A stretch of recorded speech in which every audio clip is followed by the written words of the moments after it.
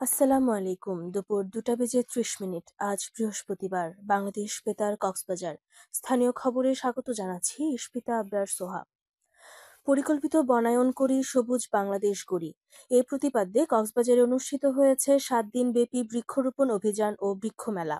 মেলার সমাপনী অনুষ্ঠান উপলক্ষে আজ সকালে পাবলিক লাইব্রেরির শহীদ দৌলত ময়দানে জেলা প্রশাসন ও বন বিভাগের উদ্যোগে আলোচনা সভা ও পুরস্কার বিতরণ অনুষ্ঠিত হয়েছে।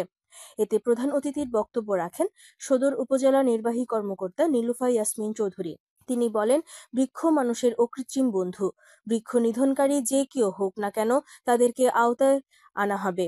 এছাড়া প্রকৃতি ও পরিবেশের ভারসাম্য রক্ষায় প্রত্যেকেরই বৃক্ষরোপণ করা জরুরি বলে উল্লেখ করেন তিনি। দক্ষিণ বিভাগীয় বন কর্মকর্তা মোহাম্মদ নুরুল ইসলামের সভাপতিত্বে অনুষ্ঠিত সভায় উত্তর বন বিভাগীয় কর্মকর্তা মারুফ হোসেন, নার্সারি মালিক সমিতির সভাপতি সাইফুল হক সহ সংশ্লিষ্টরা বক্তব্য রাখেন। এ সময় সরকারি বেসরকারি বিভিন্ন দপ্তরের কর্মকর্তা, নার্সারি মালিক সমিতির নেতৃবৃন্দ ও সদস্যসহ শিক্ষার্থীরা উপস্থিত ছিলেন। পরে শ্রেষ্ঠ স্টল প্রদর্শনকারীদের মাঝে পুরস্কার বিতরণ করা হয়। মেলার ৩৫টি স্টলে এবার ১২,৯৩৫টি বিভিন্ন প্রজাতির গাছের চারা বিক্রি করা হয়, যার মোট মূল্য ১৬,৭৬,৭৫০ টাকা বলে জানায় বন বিভাগ। জুলাই ২৪ ছাত্র জনতার অভ্যুত্থানে ফেসিবাদ মুক্ত হল দেশ। স্বস্তি ফিরে এলো সাধারণ মানুষের মাঝে। জুলাই যোদ্ধাদের ভালোবাসা আর দোয়ায় রাখলেন তারা। এদিকে স্বজনের রক্তের বিনিময়ে পাওয়া নতুন দেশে জুলাই শহীদ পরিবার ও আহত যোদ্ধাদের যথাযথ সহযোগিতার দাবি জানান পরিবারের সদস্যরা। বিস্তারিত শুনুন প্রতিবেদনে। দীর্ঘ ১৫ বছর ফ্যাসিবাদ সরকার আর তাদের দোসরদের অত্যাচারে অতিষ্ঠ দেশের সাধারণ মানুষ। সমাজে যখন বৈষম্য ভরপুর, ঠিক তখনই ফুঁসে উঠল ছাত্র জনতা। স্বৈরাচার সরকার পতনের আন্দোলনে জুলাই ২৪-এর যোদ্ধারা। ৫ আগস্ট ২০২৪ দেশ ছেড়ে পালালো স্বৈরাচারী সরকার। সাধারণ মানুষের মনে এলো স্বস্তি। জুলাই বীর যোদ্ধাদের দোয়া আর ভালোবাসায় ভরিয়ে দিলেন তারা।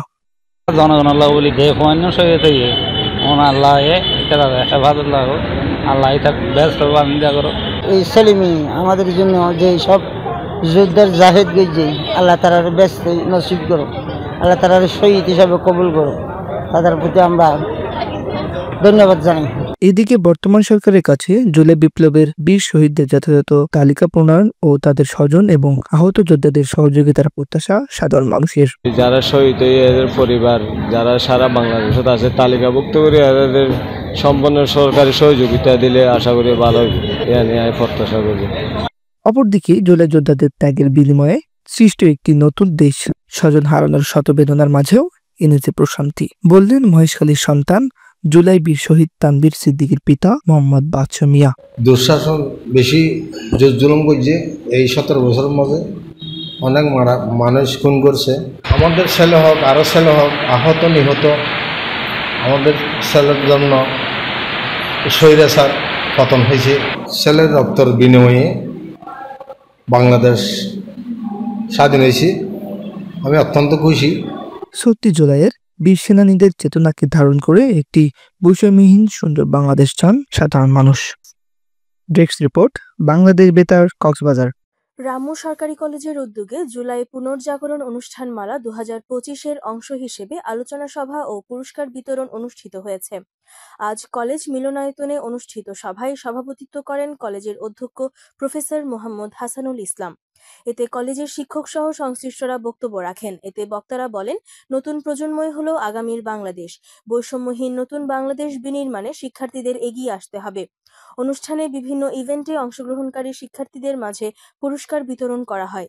এদিকে উখিয়ায় জলবায়ু পরিবর্তন ও সচেতনতা বিষয়ক বিতর্ক প্রতিযোগিতা, দেয়ালিকা প্রকাশ ও পুরস্কার বিতরণী অনুষ্ঠিত হয়েছে।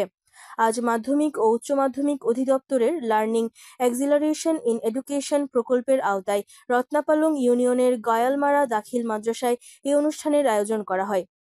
এতে সভাপতিত্ব করেন মাদ্রাসার সুপার মাওলানা দিল মোহাম্মদ। বিতর্কের বিষয় ছিল, জলবায়ু পরিবর্তনে বিরূপ প্রভাব মোকাবেলায় কেবল আন্তর্জাতিক উদ্যোগ নয়, স্থানীয়দের উদ্যোগও আবশ্যক।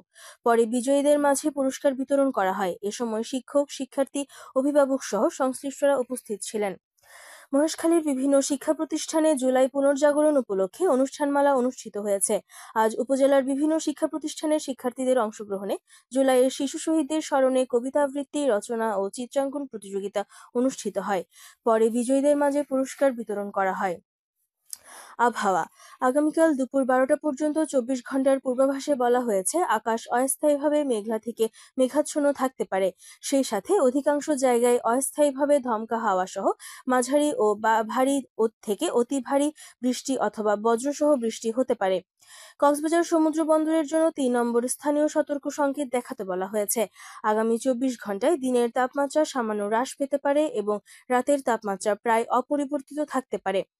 আজ সূর্যাস্ত যাবে সন্ধ্যা 6টা 33 মিনিটে। আগামীকাল সূর্যোদয় হবে ভোর 5টা 25 মিনিটে। আজকের সর্বনিম্ন তাপমাত্রা ছিল 26 ডিগ্রি সেলসিয়াস এবং সর্বোচ্চ তাপমাত্রা ছিল 27.5 ডিগ্রি সেলসিয়াস। এখন জানিয়ে দিচ্ছি বাঁকখালী নদীর মোহনা ও সংলগ্ন এলাকার সামুদ্রিক জোয়ার ভাটার সময়সূচি। আজ ভাটা শুরু হবে দুপুর 2টা 39 মিনিটে, চলবে রাত 8টা 48 মিনিট পর্যন্ত। জোয়ার শুরু হবে রাত 8টা 48 মিনিটে, চলবে রাত 3টা পর্যন্ত। পুনরায় ভাটা শুরু হবে রাত 3টায়, চলবে আগামীকাল সকাল 9টা 6 মিনিট পর্যন্ত। খবর শেষ হলো। আমাদের পরবর্তী খবর প্রচারিত হবে আজ বিকেল 4টা বেজে 30 মিনিটে ইংরেজিতে।